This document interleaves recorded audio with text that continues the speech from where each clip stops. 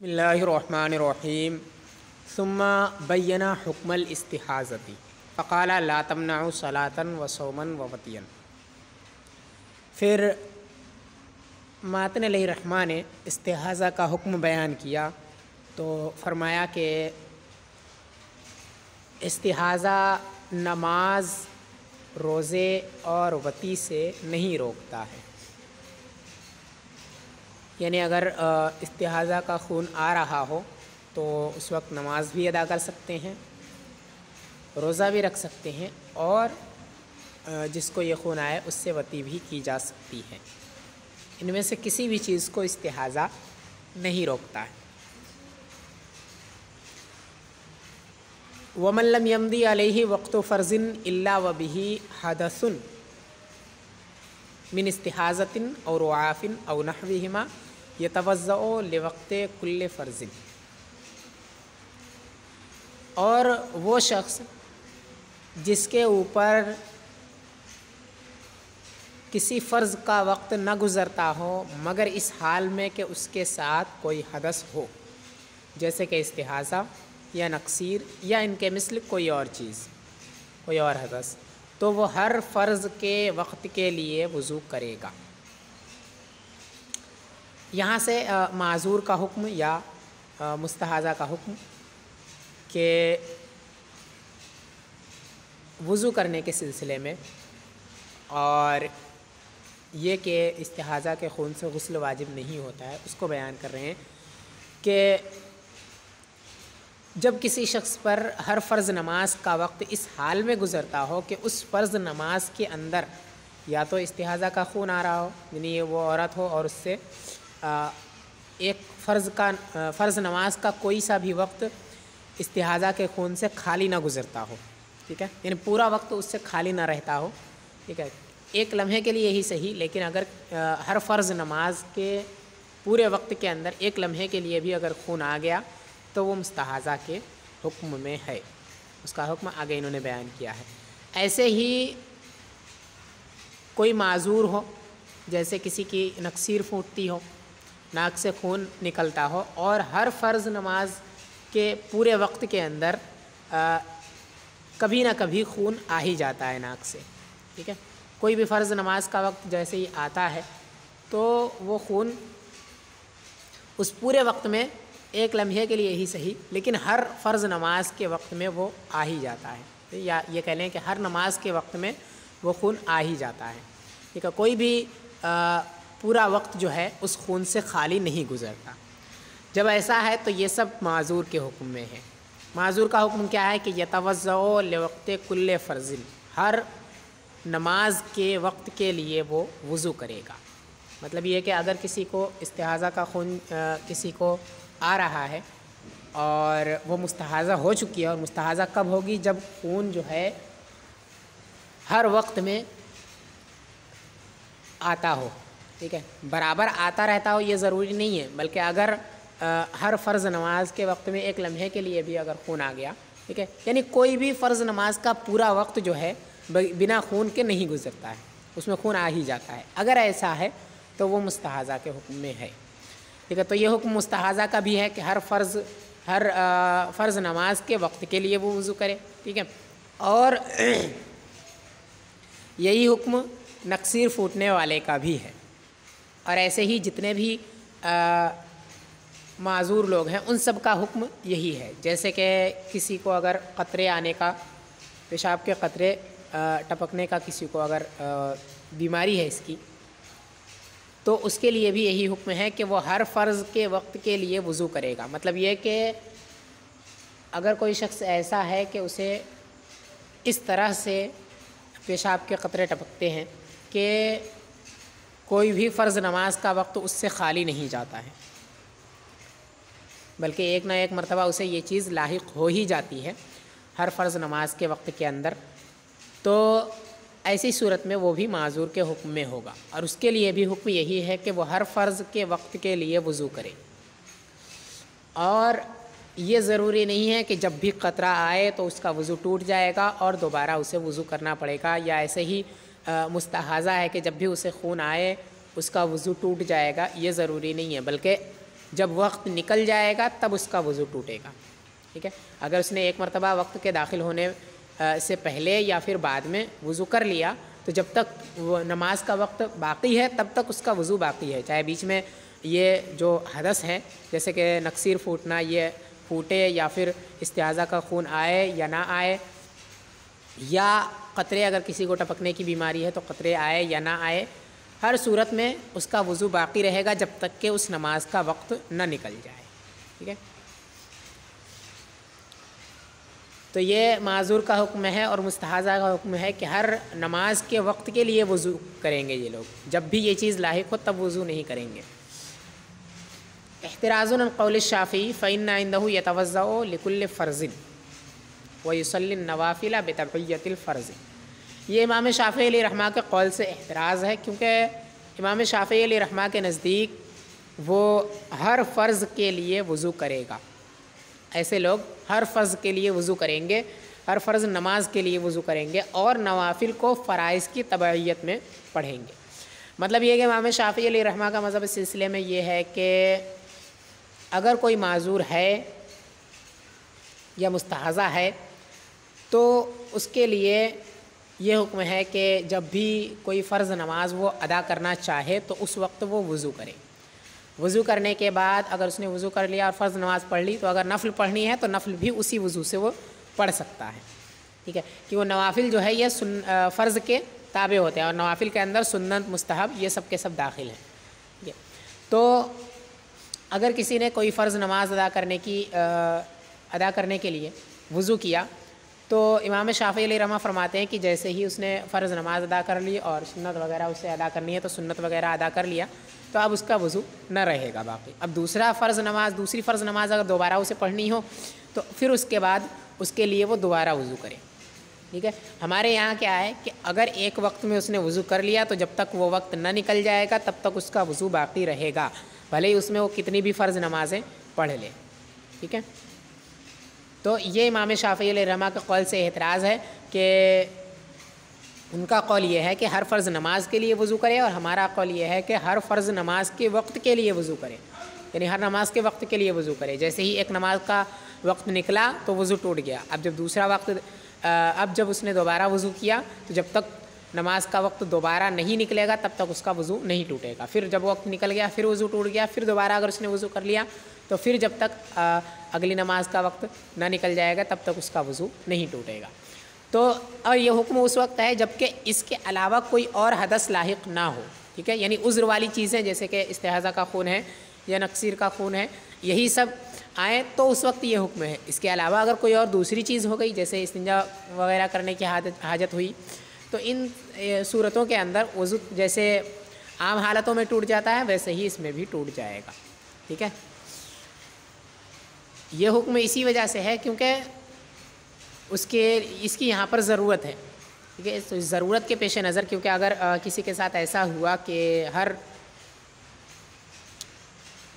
نماز کے وقت کے اندر اسے 4-5 مرتبہ یا اس سے بھی زائد مرتبہ یہ اسے لاحق ہو جاتا ہے یہ حدث، تو ایسی صورت میں وہ وضو ہی کرتا رہے گا پورے وقت میں، ہے نا۔ تو اسی لیے یہ حرج کی وجہ سے ہے کہ وہ ایک مرتبہ اگر وضو کر لے تو جب تک نماز کا وقت ہے تب تک اس کے لیے وہ وضو باقی رہے گا، بیچ میں اسے لاحق ہو یہ حدث یا لاحق نہ ہو۔ تو یہ صرف اسی سلسلے میں ہے، اس عذر والی چیز کے ہی سلسلے میں ہے، باقی چیزیں اگر وضو کو توڑنے والی لاحق ہوں تو اس سے وضو ٹوٹ جائے گا۔ تو مستحاضہ کا حکم یہ ہے کہ وہ نماز ادا کر سکتی ہے، ٹھیک ہے، روزے بھی رکھ سکتی ہے اور اس سے وطی بھی کی جا سکتی ہے، ان میں سے کوئی بھی چیز حرام یا ناجائز یا مکروہ بھی نہیں ہے، ٹھیک ہے۔ اور وہ ہر فرض کے وقت کے لیے وضو کرے گی، اور ایسے ہی جس کی نکسیر پھوٹے یا جسے اس طرح کی کوئی اور بیماری ہو جیسے قطرے ٹپکنے کی تو اس کے لیے بھی حکم یہی ہے کہ وہ ہر فرض کے وقت کے لیے وضو کرے۔ وَيُصَلِّي بِهِ مَا شَاءَ فِيهِ مَا شَاءَ مِنْ فَرْضٍ وَنَفْلٍ، اور اس سے وہ ادا کرے اس کے اندر جو فرض یا نفل وہ چاہے۔ جتنی فرض یا نوافل نماز ادا کرنا چاہے وہ اس نماز کے وقت میں اسی وضو سے ادا کر سکتا ہے۔ مطلب یہ کہ اگر کسی مستحاضہ نے ایک مرتبہ وضو کر لیا، ٹھیک ہے، تو اب جب تک نماز کا وقت نہ نکلے گا تب تک اس کے اندر جتنے فرض یا نفل نمازیں وہ ادا کرنا چاہتی ہے وہ ادا کر سکتی ہے، ٹھیک ہے، جب تک وقت نہ نکل جائے۔ جب وقت نکل جائے گا تو پھر وضو دوبارہ کرنا پڑے گا۔ وَيُنْقِذُهُ خروج الوقت لا دخولہ، اور وضو توڑ دے گا وقت کا نکل جانا، نہ کہ وقت کا داخل ہو جانا۔ مطلب یہ کہ اگر وقت ختم ہو جائے نماز کا تب وضو ٹوٹے گا۔ اگر وقت نماز کا داخل ہو، ٹھیک ہے، یعنی وقت کے داخل ہونے سے پہلے کسی نے وضو کر لیا، ایسے معذور نے اگر وقت کے داخل ہونے سے پہلے وضو کر لیا پھر اس کے بعد نماز کا وقت داخل ہوا تو ایسی صورت میں وضو نہیں ٹوٹے گا۔ مثال کے طور پہ کسی نے زوال کے وقت وضو کر لیا، ٹھیک ہے، اور پھر اس کے بعد ظہر کا وقت داخل ہوا، زوال کے بعد ظہر کا وقت داخل ہوگا تو ظہر کا وقت اس کے بعد داخل ہوا، تو اب اس کے لیے ضروری نہیں ہے کہ اب وہ دوبارہ وضو کرے، ٹھیک ہے، بلکہ جو وضو اس نے پہلے کیا تھا وہ وضو ابھی بھی باقی رہے گا جب تک کہ عصر کا یہ ظہر کا وقت جو ہے ختم نہ ہو جائے اور عصر کا وقت شروع نہ ہو جائے، تب تک اس کا یہ وضو باقی رہے گا، ٹھیک ہے، کیونکہ وقت کے نکلنے سے ہمارے یہاں وضو ٹوٹتا ہے، وقت کے داخل ہونے سے وضو نہیں ٹوٹتا ہے۔ جب وقت ختم ہوگا تب وضو ٹوٹے گا، اور جب وقت جو ہے داخل ہوگا تو اس وقت وضو اس کا باقی رہے گا اگر اس نے پہلے ہی وضو کر لیا ہے تو۔ احتراز عن قول ظفر فإن الناقض عنده دخول الوقت، یہ امام ظفر علیہ رحمہ کے قول سے اعتراض ہے کیونکہ ان کے نزدیک وضو کو توڑنے والا وقت کا داخل ہونا ہے۔ وان قول ابی یوسف فإن الناقض عنده کلاہما، اور امام ابو یوسف علیہ رحمہ کے قول سے اعتراض ہے کیونکہ ان کے نزدیک وضو کو توڑ دینے والی دونوں چیزیں ہیں۔ یعنی جو ماتن نے ناقض وضو ذکر کیا ہے کہ ہمارے یہاں ناقض وضو جو ہے وہ وقت کا نکل جانا ہے، وقت کا داخل ہو جانا نہیں ہے، تو اس سے امام ظفر علیہ رحمہ کا جو قول ہے اس سے اعتراض کرنا مقصود ہے کہ حکم ایسا نہیں ہے جیسا امام ظفر علیہ رحمہ نے کہا ہے۔ ان کا قول یہ ہے کہ جب نماز کا وقت داخل ہوگا تو اس وقت وضو ٹوٹ جائے گا، ٹھیک ہے، اور جب وقت جو ہے وہ نکل جائے تو اس وقت وضو نہیں ٹوٹے گا۔ مثال کے طور پر اگر کسی نے فجر کے وقت داخل ہونے کے بعد، فجر کے وقت کے داخل ہونے کے بعد وضو کیا اور پھر اس کے بعد امام ظفر علیہ رحمہ کے نزدیک اس کا وضو تب ٹوٹے گا جب زوال کا وقت ختم ہو جائے گا اور ظہر کا وقت شروع ہو جائے گا، تب اس کا وضو ٹوٹے گا، اور ہمارے نزدیک اس کا وضو جیسے ہی سورج طلوع ہوگا اس کا وضو ٹوٹ جائے گا، کیونکہ ہمارے یہاں وقت کا نکل جانا یہ وضو کو توڑ دیتا ہے۔ کسی بھی فرض نماز کا وقت جیسے ہی ختم ہوگا وضو ٹوٹ جائے گا، تو جیسے ہی سورج طلوع ہوا ویسے ہی فجر کا وقت جو ہے ختم ہو گیا، تو یہاں پہ ایک فرض نماز کا وقت ختم ہوا اس لیے ہمارے یہاں وضو ٹوٹ جائے گا۔ لیکن امام ظفر علیہ رحمہ کے نزدیک وقت کا نکل جانا یہ وضو کو نہیں توڑتا ہے بلکہ وقت کا داخل ہونا یہ وضو کو توڑتا ہے، اور جب اس نے وضو کیا ہے فجر کے وقت کے اندر، ٹھیک ہے، تو اب اس کے بعد سے کسی بھی فرض نماز کا وقت دوبارہ نہیں آیا ہے، کسی فرض نماز کا وقت شروع نہیں ہوا ہے یہاں تک کہ ظہر کا وقت شروع ہوگا، ٹھیک ہے، بیچ میں کوئی فرض نماز ہے نہیں تو کسی فرض نماز کا وقت شروع نہیں ہوگا جب تک کہ زوال ختم نہ ہو جائے اور ظہر کا وقت شروع نہ ہو جائے۔ تو ظہر ہی فجر کے بعد ظہر سب سے پہلے فرض نماز ہے، تو جیسے جب تک ظہر کی نماز کا وقت شروع نہیں ہوگا تب تک اس کا وضو باقی رہے گا۔ تو یہ امام ظفر علیہ رحمہ کا قول ہے کہ جب کسی فرض نماز کا وقت شروع ہوگا تو وضو ٹوٹے گا، اور اگر وقت نکلتا ہے، وقت ختم ہوتا ہے تو اس سے وضو نہیں ٹوٹے گا۔ اور امام ابو یوسف علیہ رحمہ کے نزدیک یہ ہے کہ وقت نکلے تب بھی وضو ٹوٹ جائے گا اور وقت داخل ہو تب بھی وضو ٹوٹ جائے گا، یہ امام ابو یوسف علیہ رحمہ کا قول ہے۔ تو اس صورت میں اگر کسی نے فجر کی وقت کسی نے وضو کیا فجر کے وقت کے داخل ہونے کے بعد تو اس کا وضو ٹوٹ جائے گا، ٹھیک ہے، اور پھر اس کے بعد جب سورج طلوع ہوگا تو اس کا وضو ٹوٹ جائے گا۔ پھر اس کے بعد اگر اس نے زوال کے وقت وضو کیا تو جیسے ہی زوال ختم ہوگا اور ظہر کا وقت شروع ہوگا اس کا وضو پھر سے ٹوٹ جائے گا۔ تو یہ امام ابو یوسف علیہ رحمہ کے نزدیک ہے، کیونکہ ان کے یہاں وقت کا داخل ہونا یہ بھی وضو کو توڑتا ہے۔ تو ظہر کا وقت ابھی شروع ہوا ہے، داخل ہوا ہے، اس لیے اگر کسی نے زوال کے وقت وضو کیا تو ظہر کے وقت کے داخل ہونے سے اس کا وضو ٹوٹ جائے گا۔ اور وقت کا نکل جانا یہ بھی وضو کو توڑ دیتا ہے، اس لیے اگر کسی نے فجر کے وقت میں وضو کیا اور طلوع آفتاب ہو گیا تو فجر کا وقت نکل گیا، اس لیے اس کا وضو ٹوٹ جائے گا۔ تو امام ابو یوسف علیہ رحمہ کا مذہب یہ ہے کہ دونوں ہی چیزیں وضو کو توڑ دیتی ہیں۔ وَيُصَلِّي بِهِ مَن تَوَضَّأَ قَبْلَ الزَّوَالِ إِلَىٰ آخِرِ وقت الظہر، تو وہ اس کے ذریعے سے نماز ادا کرے وہ شخص جس نے زوال سے پہلے وضو کیا ہو ظہر کے آخر وقت تک۔ یعنی ایک مثال دے رہے ہیں کہ، یا یہ کہہ لیں کہ تفریح کر رہے ہیں اسی مسئلے پر جو اوپر انہوں نے بیان کیا کہ ہمارے یہاں وقت کا نکل جانا یہ وضو کو توڑتا ہے۔ جب ایسا ہے تو اگر کسی نے زوال کے وقت سے پہلے وضو کیا، ٹھیک ہے، زوال سے پہلے کسی نے وضو کیا تو اب جب تک ظہر کا وقت ختم نہ ہو جائے، ظہر کے وقت آخر وقت تک وہ اس وضو سے نماز ادا کر سکتا ہے، ٹھیک ہے۔ یعنی اگر کسی نے وضو کیا زوال کے وقت کے شروع ہونے سے پہلے، زوال سے پہلے کسی نے کر لیا، یا یہ کہہ لیں کہ طلوع شمس کے فوراً بعد کسی نے وضو کر لیا، تو اب اس کا یہ وضو جو ہے وہ ظہر کے آخر وقت تک رہے گا، کیونکہ ظہر کے وقت کے نکلنے اور طلوع شمس کے درمیان میں کسی اور فرض نماز کا وقت نہیں نکلتا ہے، کسی اور فرض نماز کا وقت ختم نہیں ہوتا ہے۔ اور ہمارے یہاں وضو ٹوٹنے کی علت نماز کے فرض نماز کے وقت کا نکل جانا ہے۔ تو اگر کسی نے اس وقت وضو کیا تو سب سے پہلی فرض نماز اس کے بعد ظہر ہے، تو ظہر کا وقت جب نکلے گا تب وضو ٹوٹے گا، ٹھیک ہے، اس سے پہلے نہیں ٹوٹے گا، کیونکہ اس سے پہلے وہ اس حالت میں ہے کہ اس پر کسی فرض نماز کا وقت ختم نہیں ہوا ہے، اور فرض نماز کے وقت کے ختم ہونے سے وضو ٹوٹتا ہے، لہٰذا اس کا وضو نہیں ٹوٹے گا، ٹھیک ہے۔ تو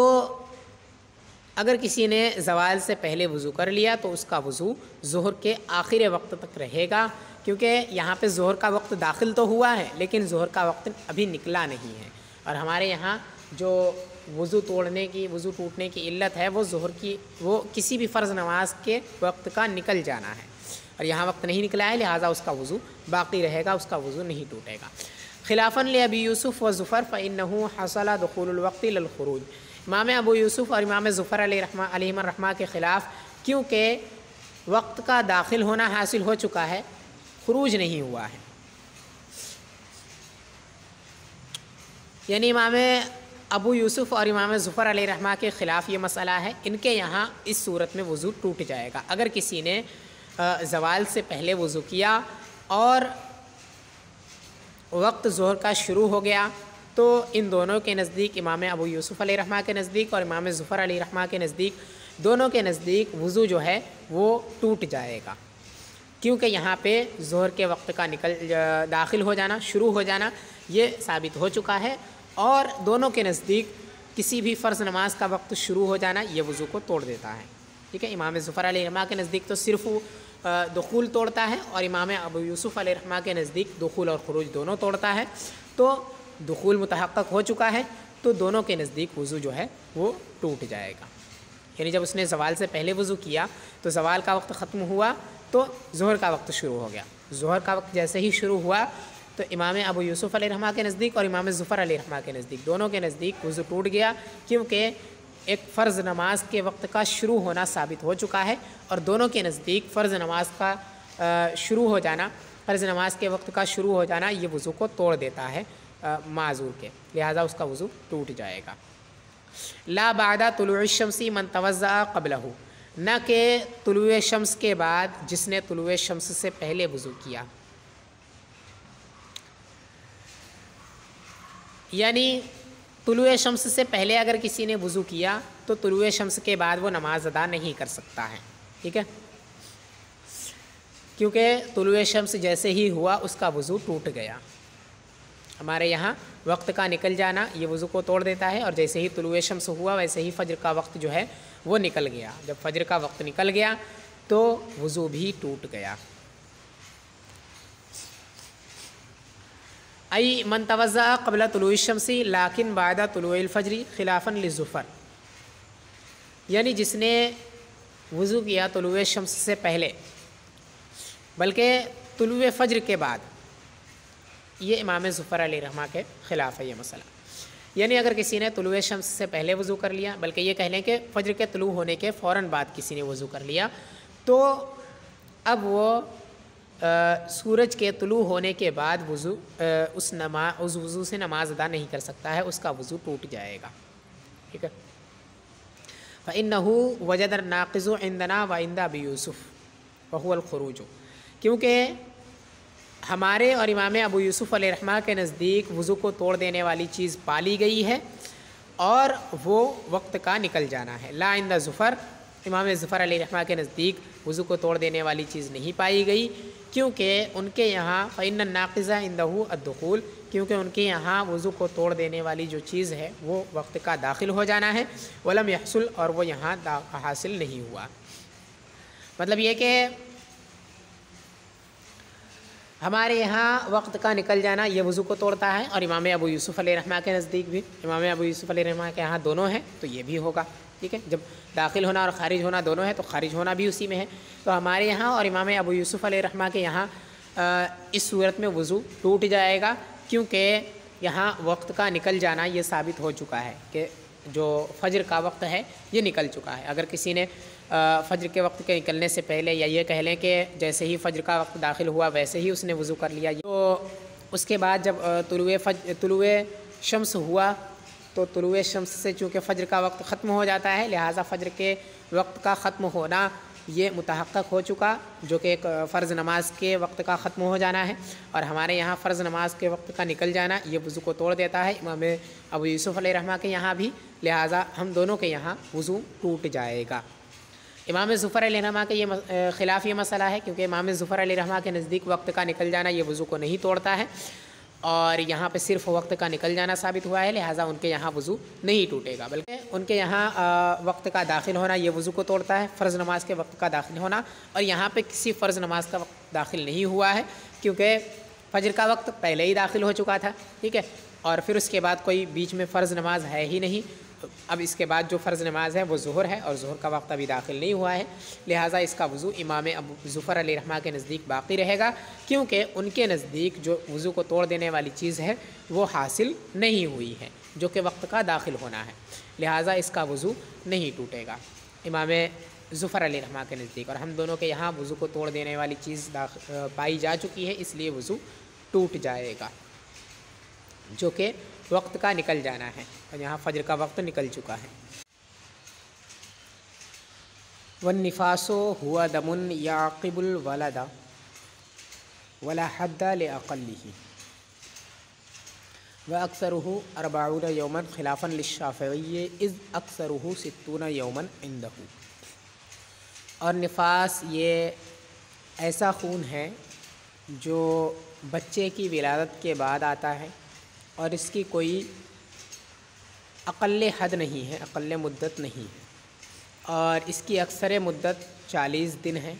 امام شافعی علیہ رحمہ کے خلاف، کیونکہ ان کے نزدیک اس کی اکثر مدت 60 دن ہے. یہاں سے نفاس کے بیان کو شروع کر رہے ہیں. تو سب سے پہلے اس کی تعریف کہ نفاس کس کو کہتے ہیں. تو فرماتے ہیں کہ نفاس یہ ایسا خون ہے جو بچے کی ولادت کے بعد آئے، یعنی رحم سے خارج ہو کر کے، وہ بچے کی ولادت کے بعد جو خون رحم سے آئے اسی خون کو نفاس کہتے ہیں. اقل حد اس کی کوئی نہیں ہے، یعنی اس کی کم سے کم مدت کوئی بھی نہیں ہے. ہو سکتا ہے کہ 1 لمحے کے لیے آئے، ہو سکتا ہے 1 گھنٹے کے لیے یا 2 گھنٹے کے لیے، 1 دن 2 دن 10 دن 20 دن، اس کی کم سے کم کوئی مدت نہیں ہے. 1 لمحے کے لیے بھی اگر آئے تو بھی وہ نفاس کا خون اسے کہا جائے گا، اور اس کے بعد اگر 1 لمحے آنے کے بعد اگر وہ بند ہو جائے تو پھر اس کے بعد وہ اس پر غسل کرنا واجب ہو جائے گا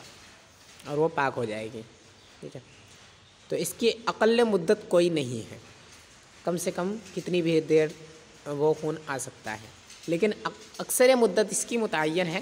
کہ زیادہ سے زیادہ 40 دن تک آ سکتا ہے، اس سے زائد نہیں آ سکتا ہے، ٹھیک ہے۔ اگر 40 دن کے بعد بھی مسلسل خون آئے تو وہ خون نفاس کا نہیں ہوگا بلکہ استحاضہ کا ہوگا۔ تو زیادہ سے زیادہ 40 دن تک آ سکتا ہے، یہ ہمارے یہاں ہے، لیکن امام شافعی علیہ رحمہ کا اس میں اختلاف ہے۔ وہ فرماتے ہیں کہ نفاس کی جو اکثر مدت ہے وہ 60 دن ہے، یعنی ان کے نزدیک زیادہ سے زیادہ نفاس 60 دن تک آ سکتا ہے۔ اگر بچے کی ولادت ہوئی پھر اس کے بعد مسلسل 60 دن تک خون آئے تو یہ سب کے سب ایام جو ہیں وہ نفاس کے ہوں گے۔ ہمارے یہاں ان میں سے 40 دن جو ہیں وہ نفاس کے ہوں گے اور باقی جو 20 دن ہیں وہ استحاضہ کے ہوں گے، ان پر پاکی کے احکام مرتب ہوں گے، ٹھیک ہے، اور ان پر نفاس کے احکام مرتب ہوں گے 40 دن پر۔ لیکن امام شافعی علیہ رحمہ کے یہاں ان پورے 40 دنوں پر نفاس کے احکام تب ہوں گے۔ وَهُوَ لِأُمِّ التَّوَامَيْنِ مِنَ الْأَوَّلِ خِلَافًا لِمُحَمَّدٍ، اور وہ دو بچوں کی ماں کے لیے ہے پہلے والے سے، امام محمد علیہ رحمہ کے خلاف، یعنی دو بچوں کی جو ماں ہوگی، ایک ساتھ اگر دو بچے جنتی ہے تو اس کی جو ماں ہوگی وہ بھی نفسا ہو جائے گی، اور وہ نفسا ہوگی پہلے والے بچے کی ولادت سے۔ اور اس میں امام محمد علیہ رحمہ کا اختلاف ہے، یعنی اگر پہلا بچہ جیسے ہی پہلے بچے کی ولادت ہوئی اس کے بعد اگر خون آیا تو وہ نفاس کا ہی خون ہوگا اور اس وقت احکام نفاس کے مرتب ہوں گے۔ لیکن اس میں امام محمد علیہ رحمہ کا خلاف ہے، وہ کہتے ہیں کہ نہیں، پہلے والے بچے کی ولادت کے بعد جو خون آئے گا وہ نفاس کا خون نہیں ہوگا بلکہ وہ استحاضہ کا خون ہوگا، اور جو دوسرا والا بچہ ہے اس کی ولادت کے بعد جو خون آئے گا وہ خون نفاس کا ہوگا، ٹھیک ہے۔ یہ اختلاف کیوں ہے؟ اس وجہ سے کیونکہ امام محمد علیہ رحمہ کا قول یہ ہے کہ جب پہلے بچے کی ولادت ہوئی تو ولادت ہونے کے بعد بھی وہ عورت جو ہے حاملہ ہے، ٹھیک ہے، یعنی پہلے بچے اور دوسرے بچے دونوں کی ولادت کے درمیان میں کچھ وقفہ ہو، تھوڑا سا وقت درکار ہو دونوں کے درمیان میں، تو اس وقت یہ اختلاف ہے۔ تو اگر پہلے بچے کی ولادت ہوئی اس کے بعد خون آ گیا تو وہ خون امام محمد علیہ رحمہ کے نزدیک نفاس کا نہیں ہوگا، کیونکہ ابھی جو خون آیا ہے وہ خون اس حال میں آیا ہے کہ وہ عورت حاملہ ہے، اور حاملہ ہونے کی حالت میں حیض و نفاس نہیں آ سکتے ہیں، یہ پہلے بھی بیان کر چکے ہیں۔ تو وہاں پہ جو خون ہوگا وہ نفاس کا ہو ہی نہیں سکتا ہے۔ اس کا جواب یہ ہے کہ حاملہ ہونے کی حالت میں خون اس وجہ سے نہیں آتا ہے حیض و نفاس کا کہ اس وقت جو خون آتا ہے وہ رحم سے نہیں آتا ہے، ٹھیک ہے، اور جو رحم سے خون آتا ہے وہی حیض یا نفاس کا خون ہو سکتا ہے۔ رحم سے اس وجہ سے نہیں آتا ہے کیونکہ جب حاملہ ہو جاتی ہے عورت تو اس وقت رحم کا منہ بند ہو جاتا ہے، ٹھیک ہے، لیکن یہاں پر جب پہلے بچے کی ولادت ہوئی تو رحم کا منہ کھلا تھا، ظاہر ہے کہ رحم کا منہ کھلے گا تبھی ولادت ہوگی، تو جب رحم کا منہ کھلا اور بچے کی ولادت ہوئی تو اب یہاں پر ولادت جب ہوئی اور اس کے بعد جو خون آیا تو یہ خون رحم سے ہی آیا ہے، باقی کسی اور جگہ سے نہیں آیا ہے، کیونکہ رحم کا منہ اس وقت کھلا تھا۔ تو اسی وجہ سے یہاں پہ ہمارے یہاں اس خون کو نفاس کا خون کہا گیا ہے، ضرورت کی وجہ سے کہ جو عورت ہے وہ حاملہ ہے، اس کے باوجود یہاں پر خون نفاس کا آ گیا ہے، اسی وجہ سے کیونکہ یہاں پر رحم کا منہ کھلا تھا اور اس وقت رحم سے خون آ سکتا ہے، اسی لیے وہ خون نفاس کا ہوگا۔ تو یہاں ضرورت کے پیش نظر اس خون کو نفاس کا خون کہا گیا ہے، ٹھیک ہے۔ تو یہ جواب ہے امام محمد علیہ رحمہ کی دلیل کا کہ نفاس کے حاملہ ہونے کی حالت میں خون اس وجہ سے حیض و نفاس کا نہیں آتا ہے کیونکہ رحم کا منہ بند ہو جاتا ہے، لیکن یہاں جو خون آیا ہے وہ اس حال میں آیا ہے کہ رحم کا منہ کھلا ہوا تھا، تو حاملہ ہونے کے باوجود وہ خون نفاس کا ہوگا کیونکہ یہاں ضرورت ہے۔ التوامانی ولد من بطن واحد لا يكون بين ولادتهما اقل مدت الحمل وهو 6 اشهر۔ توامان یا توامان یہ ایسے دو بچوں کو کہتے ہیں جو ایک ہی بطن سے ہو اور ان دونوں کی ولادت کے درمیان میں حمل کی اقل مدت نہ ہو، جو کہ 6 مہینے ہے۔ مطلب یہ کہ توامان کا جو لفظ انہوں نے استعمال کیا اس کا مطلب یہ ہے کہ ایسے دو بچے جن دونوں کی ولادت کے درمیان میں اقل مدت حمل جو ہے وہ موجود نہ ہو اور 6 مہینے کا فاصلہ ان دونوں کی ولادت کے درمیان میں نہ ہوا ہو، ٹھیک ہے۔ اب یہ ضروری نہیں ہے کہ دونوں کی ولادت ایک ساتھ ہی ہو یا ایک لمحے کے بعد ہو یا 1 گھنٹے یا کچھ، اس کی کوئی وہ نہیں ہے، ٹھیک ہے۔ یہ ہے کہ اکثر مدت ہے کہ اگر 6 مہینے گزر گئے، 6 مہینے کے بعد ولادت ہوئی ہے تو اس وقت وہ توامین نہیں ہوں گے، ٹھیک ہے۔ اگر ایک بچے کی ولادت آج ہوئی پھر اس کے بعد 6 مہینے کے بعد دوسرے بچے کی ولادت ہوئی تو ان دونوں کو توامین نہیں کہا جائے گا، اور بالاتفاق جو نفاس کا خون ہوگا وہ پہلے بچے کی ولادت کے بعد سے ہی شمار کیا جائے گا۔ اگر پہلے بچے کی ولادت کے بعد خون آیا تھا تو وہ خون نفاس کا ہی ہوگا سب کے نزدیک، ٹھیک ہے۔ یہ اختلاف اس صورت میں ہے کہ جب ایک بچے کی ولادت ہوئی پھر اس کے بعد دوسرے بچے کی بھی ولادت ہوئی اور ان دونوں کے درمیان میں 6 مہینے سے کم کا وقفہ ہے، ٹھیک ہے، اور یہ دونوں کے دونوں ایک ہی بطن سے ہیں، تو اس وقت حکم ایسا ہے۔ تو ان کی جو ماں ہوگی اس ماں کو جو خون آیا ہے وہ خون استحاضہ کا ہوگا، پہلے بچے کی ولادت کے بعد جو خون آیا ہے وہ استحاضہ کا ہوگا، اور دوسرے بچے کی ولادت کے بعد جو خون آئے گا وہ بھی استحاضہ کا ہی ہوگا، لیکن امام محمد علیہ رحمہ کے نزدیک جو خون دوسرے بچے کی ولادت کے بعد آئے گا وہی خون استحاضہ کا ہوگا، نفاس کا ہوگا، ٹھیک ہے، استحاضہ نہیں۔ وانقضاء العدۃ من الاخیر اجماعا، اور عدت کا گزرنا دوسرے والے سے ہوگا بالاتفاق۔ مطلب یہ کہ اگر ایسی عورت کو اس کے شوہر نے طلاق دے دی تو طلاق کی جو عدت ہے حاملہ کے لیے وہ وضع حمل ہے، ٹھیک ہے، تو حاملہ تھی اور اس کے شوہر نے اسے طلاق دے دی، تو اب جب اس کا حمل وضع ہو جائے گا، بچے کی ولادت ہو جائے گی، تو اس وقت پھر وہ عدت جو ہے اس کی ختم ہوگی۔ اگر ایسا ہوا کہ طلاق دے دی اس کے شوہر نے اور اس نے ایک بچہ جنا پھر اس کے بعد 6 مہینے سے پہلے دوسرا بچہ جنا، تو ایسی صورت میں تمام ائمہ کے نزدیک اس کی عدت جو ہے وہ دوسرے بچے کی ولادت سے ہی مکمل ہوگی۔ پہلے بچے کی جب ولادت ہوئی تو اس وقت اس کی عدت ابھی بھی باقی ہے، کیونکہ ابھی بھی وہ عورت حاملہ ہے، وضع حمل ابھی مکمل نہیں ہوا ہے، ٹھیک ہے۔ تو جب مکمل وضع حمل ہو جائے گا تو اس وقت وہ عدت مکمل ہوگی، کیونکہ وضع حمل کا مطلب یہ ہے کہ رحم کو مکمل طور پہ خالی کرنا، یہاں پہ ایسا نہیں ہے، بلکہ ابھی ایک بچہ جو ہے وہ بطن میں موجود ہے، اسی لیے ابھی وہ عدت ابھی اس کی مکمل نہیں ہوگی، بلکہ جب دوسرے بچے کی ولادت ہو جائے گی تو اس وقت اس کی عدت مکمل ہوگی، اور اس میں کسی کا اختلاف نہیں ہے۔ تو اگر کسی حاملہ کو اس کے شوہر نے طلاق دے دی اور اس نے 2 بچے جنے اور دونوں بچوں کی ولادت کے درمیان میں 6 مہینے سے کم کا فاصلہ ہے تو عدت دوسرے بچے کی ولادت سے مکمل ہوگی، اور اگر ایسا نہیں ہے کہ 6 مہینے سے زائد کا وقفہ ہے دونوں کے درمیان میں تو پہلے بچے کی ولادت سے ہی عدت مکمل ہو جائے گی۔ وَسِقْطٌ يُرَى بَعْضُ خُلْقِهِ وَلَدٌ، اور وہ ناتمام بچہ جس کی بعض خلق ظاہر ہو چکی ہو وہ ولد ہے، یعنی ایسا بچہ جس کی صورت مکمل طرح سے نہیں بنی ہے، جس کے تمام اعضاء جو ہے وہ ابھی نہیں بنے ہیں، اس سے پہلے ہی وہ رحم سے ساقط ہو گیا، تو اگر اس کا خروج ہوا تو اس خروج کو بھی ولادت کہیں گے، ٹھیک ہے۔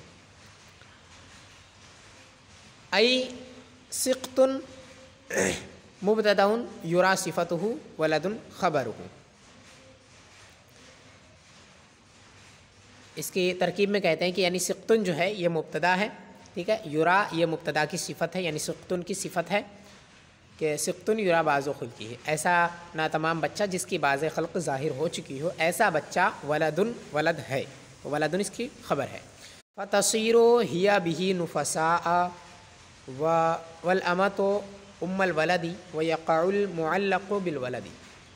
تو اس کی وجہ سے عورت نفسا ہو جائے گی اور باندی ام ولد ہو جائے گی، اور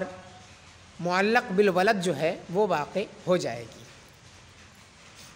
فتصیر ہیا بہی نفسا، یعنی اگر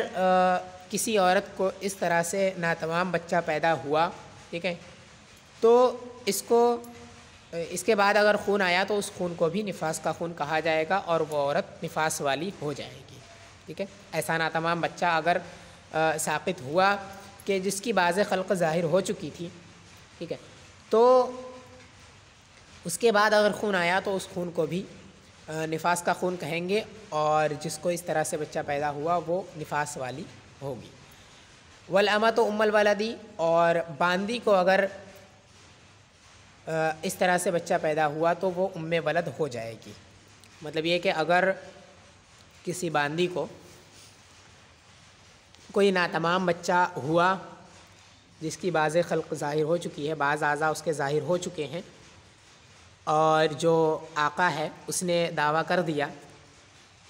کہ یہ میرا بچہ ہے، تو اس وقت جو باندی ہے وہ ام ولد ہو جائے گی، ٹھیک ہے۔ وَيَقَعُ الْمُعَلَّقُ بِالْوَلَدِ، اور معلق بالولد طلاق واقع ہو جائے گی۔ مطلب یہ کہ اگر کسی نے طلاق کو معلق کیا تھا بچے کی ولادت پر، تو اس طرح سے اگر ناتمام بچے کی ولادت ہو اور ناتمام بچے کا سقوط پایا جائے تو اس سے طلاق جو ہے وہ واقع ہو جائے گی۔ ای اذا قال اذا ولدتی فانت طالق تطلق بخروج سقط ظہر بعض خلقہ،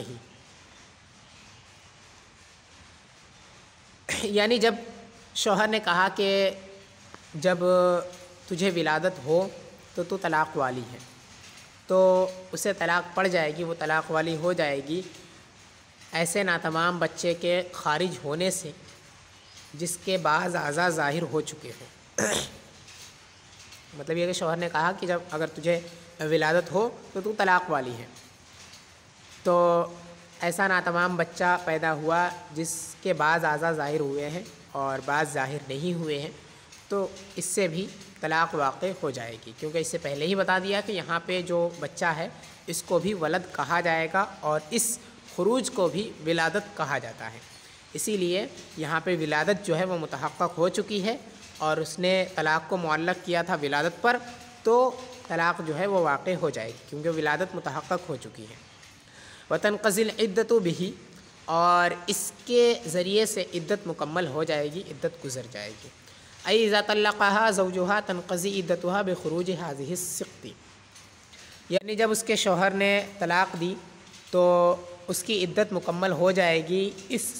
ناتمام بچے کے خارج ہونے سے۔ اگر حاملہ تھی اور اس کے شوہر نے طلاق دے دی تو اس کی جو طلاق ہے وہ وضع حمل ہے، عدت جو ہے وہ وضع حمل ہے، تو جب طلاق دی اور پھر اس کے بعد یہ ناتمام بچہ پیدا ہوا تو یہاں پہ اس کے پیدا ہونے سے بھی وضع حمل ہو گیا، اب رحم خالی ہو چکا ہے، اس لیے اس سے عدت اس کی مکمل ہو جائے گی، ٹھیک ہے۔ تو اگر